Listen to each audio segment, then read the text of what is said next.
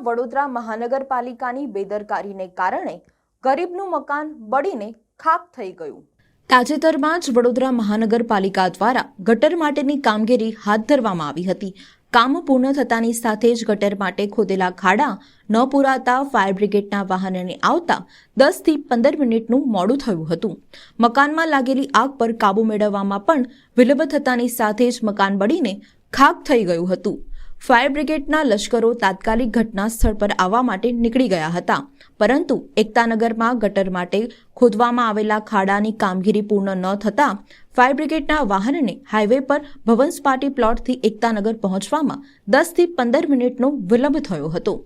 વિસ્તારના લોકો દ્વારા અનેક વખત ખાડા પૂરવા માટેની રજૂઆતો મહાનગરપાલિકા તેમજ સ્થાનિક કાઉન્સિલરોને કરવામાં આવી હતી અને કોઈ વખત મીડિયાના માધ્યમથી પણ અહેવાલો પ્રસિદ્ધ કરવામાં આવ્યા હતા। તેમ છતાં તંત્ર દ્વારા આંકડા કામ કરવામાં આવ્યા હતા અને આખરે તેના પરિણામથી આગના બનાવના કારણે ફાયર બ્રિગેડના વાહનને આવવામાં મોડું થયું હતું, જેથી મકાન બળીને ખાખ થઈ ગયું હતું। પરંતુ સદનસીબે આ બનાવમાં કોઈપણ પ્રકારની જાનહાનિ થઈ નથી, પણ વિસ્તારના લોકોએ આ સંપૂર્ણ ઘટનાનો દોષનો ટોપલો પાલિકા તંત્રની બેદરકારી ઉપર નાખ્યો તેમજ પોતાનો રોષ મીડિયા સમક્ષ ઠાલવ્યો હતો।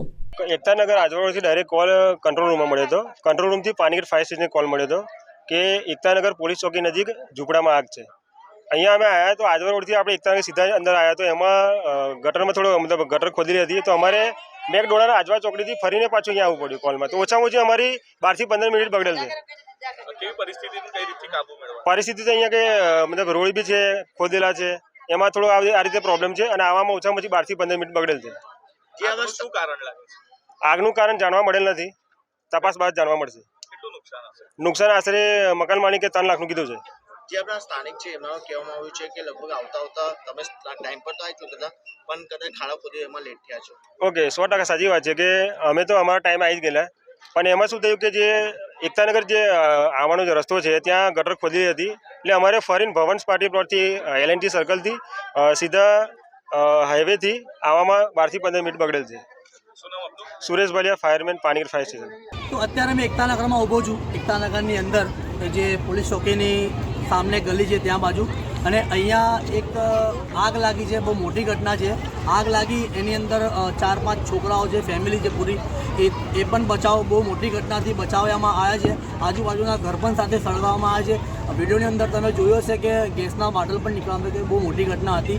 અને એકતાનગરની અંદર એક જ રસ્તો છે, તમે જોઈ શકો છો, અને બધાને ખબર છે એકતાનગરની અંદર મેન એક જ રસ્તો છે, અને અહીંયા રસ્તો 6 મહિનાથી બંધ કરવામાં આવ્યો છે, કેમ કે 6 મહિનાથી કોર્પોરેશનવાળાઓએ અહીંયા ખાડા ખોદીને મૂકી રાખ્યા છે। અહીંયા ઓલરેડી સરકારી સ્કૂલ જે કહે છે એ સ્કૂલ પણ છે, છોકરાઓ નાના 5-6 વર્ષના 6-7 વર્ષના છોકરાઓ અહીંયા ચાલતા નીકળે છે, અને કોઈ પણ ફાયર બ્રિગેડ ટીમને જેમ જાણ કરી તે ત્યારે કેટલા વાગ્યા સુધી આવો ને, અને આવામાં શું શું તકલીફ પડવી?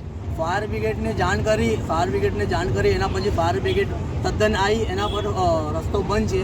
ફાયર બ્રિગેડનો શું કે એક જ રસ્તો છે, અને ફાયર બ્રિગેડ આવવા માટે કોઈ રસ્તો નહોતો, તો બાયપાસથી એમને રસ્તો આપવામાં આવ્યો છે, અને બાયપાસથી રસ્તો આવતા એમને 10-15 મિનિટ લાગે, કેમ કે ગોળ ફળીને આવું, અને ત્યાર સુધી તો અહીંયા આગ ઓલાવવામાં આવી ગઈ હતી। આજુબાજુના જે ફેમિલી છોકરાઓ હતા, જે સપોર્ટ હતા, એ લોકોએ ઠંડુ કરી મૂક્યું હતું, પાણી નાખીને ડોલે વળી। જે ફાયર બ્રિગેડ ટીમ છે તેમને રસ્તો મળ્યો નહોતો એવું બી કંઈ જાણવા મળ્યું છે? હા, કે ફાયર બ્રિગેડનો રસ્તો નહોતો મળ્યો, કેમ કે એકતાનગરની અંદર એક જ રસ્તો છે, અને 6 મહિનાથી અહીંયા કામ ચાલી રહ્યું છે, ખાડા ખોદીને મૂકી રહ્યા છે, હમણાં કોઈ કામનો નિકાલ કરવામાં આવ્યો નથી।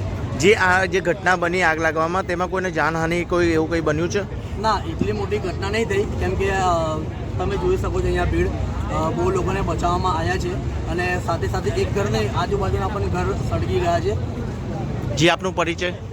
આપનું નામ? મારું નામ છે વકાસ શેખ, એકતાનગરથી। અડધો કલાક પહેલા આજવા રોડ એકતાનગરમાં આગ લાગવામાં આવી હતી। ફાયર બ્રિગેડ આવવામાંથી કોઈ રસ્તો નથી અહીંયા આગળ।